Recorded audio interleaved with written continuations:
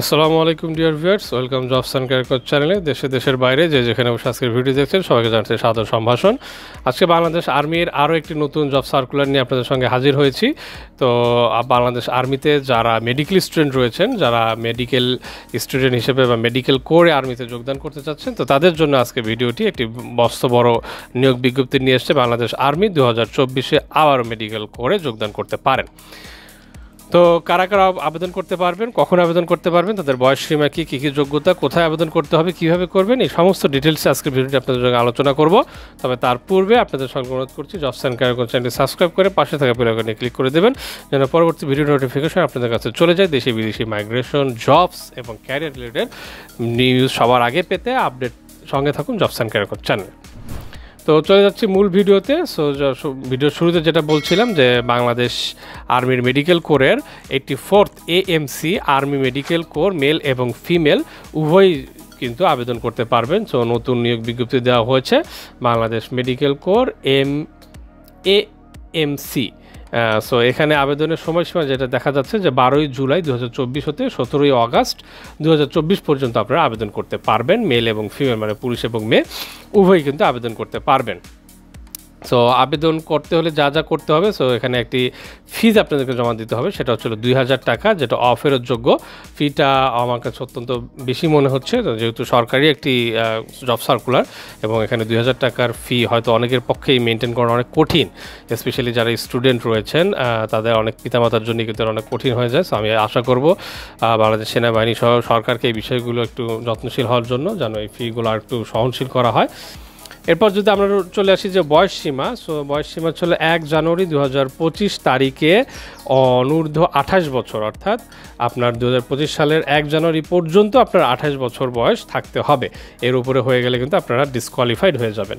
এবার শিক্ষাগত যোগ্যতা যেটা বলা হচ্ছে, আর্মি মেডিকেল কোর যেহেতু, সেখানে MBBS ডিগ্রি সরকারি কর্তৃক স্বীকৃত মেডিকেল কলেজ থেকে ইন্টার্নশিপ সম্পন্নকারী, অর্থাৎ আপনি ইন্টার্ন থাকা অবস্থায় কিন্তু আপনি অ্যাপ্লিকেশন করলে হবে না, আপনি ইন্টার্নশিপ সম্পন্নকারী হতে হবে। এবং মাধ্যমিক এবং উচ্চ মাধ্যমিকেও একটি ক্রাইটেরিয়া রয়েছে, যেমন জাতীয় মাধ্যম SSC এবং HSC উভয় পরীক্ষায় GPA 5 থাকতে হবে মিনিমাম, এখানে কোনো অবকাশ নেই GPA 5-এর নিচে। ইংরেজি মাধ্যম যেটা ও লেভেল বিষয়টি 6টি বিষয়ের মধ্যে ন্যূনতম 3টিতে A গ্রেড, 3টিতে B গ্রেড এবং A লেভেলের 2টি বিষয়ের মধ্যে ন্যূনতম 1টিতে A গ্রেড এবং 1টিতে B গ্রেড থাকতে হবে। বৈবাহিক অবস্থা পুরুষ অবিবাহিত থাকতে হবে এবং নারীদের ক্ষেত্রে বিবাহিত অবিবাহিত উভয়ই অ্যাপ্লিকেশন করতে পারবেন।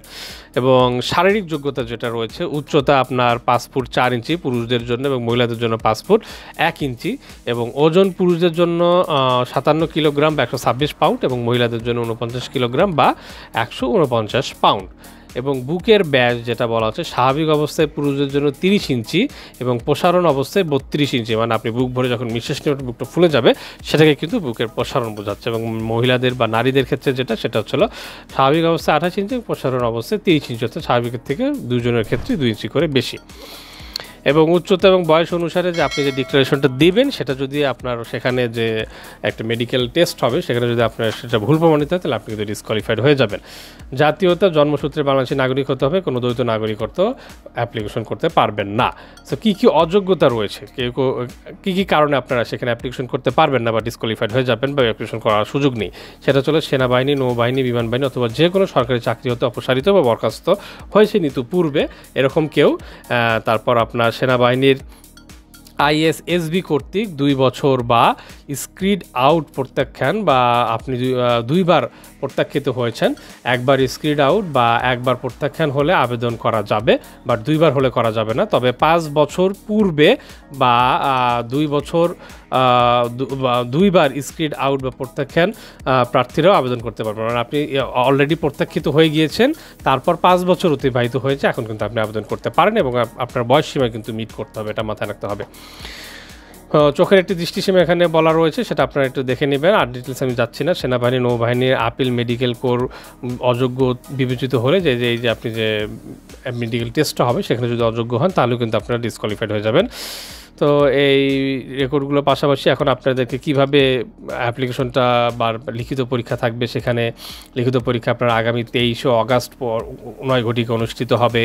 তারপরে আপনার প্রাথমিক স্বাস্থ্য মৌখিক পরীক্ষা যেটা থাকবে আগামী 20 অক্টোবর যেটা 20 অক্টোবর যেটা অনুষ্ঠিত হবে সেটা ছিল 2024 হতে যারা অবশ্যই লিখিত পরীক্ষায় উত্তীর্ণ হবেন তারাই কিন্তু মৌখিক এবং স্বাস্থ্য পরীক্ষায় অংশগ্রহণ করতে পারবেন।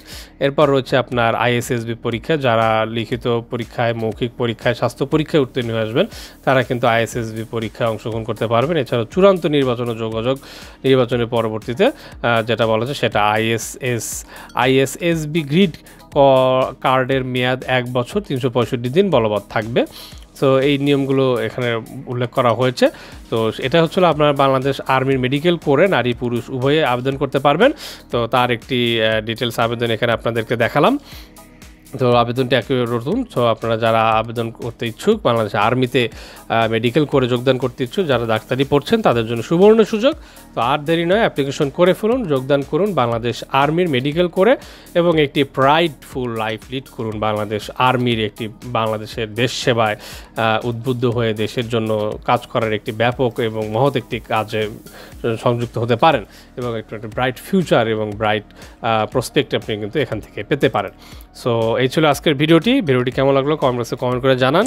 আরও কোনো ফার্দার কোয়েরিজ বা জানার কিছু থাকলে কমেন্ট বক্সে কমেন্ট করে জানাতে পারেন। ভিডিওটি অবশ্যই শেয়ার করে দেবেন আপনার বন্ধুদের মাঝে, যেন আপনার মতো আপনার চাকরি প্রার্থী অন্য যারা রয়েছেন প্রত্যাশিত সকলেই যেন ভিডিও পোস্টটি দেখে নির্ধারিত সময়ের পূর্বে আবেদন করতে পারেন এবং উপকৃত হতে পারেন। তো সকলে সুস্থ থাকবেন, ভালো থাকবেন, জবস অ্যান্ড ক্যারিয়ার চ্যানেলের সঙ্গেই থাকবেন। তো আজকের মতো বিদায় নিচ্ছি, শুভ বিদায়।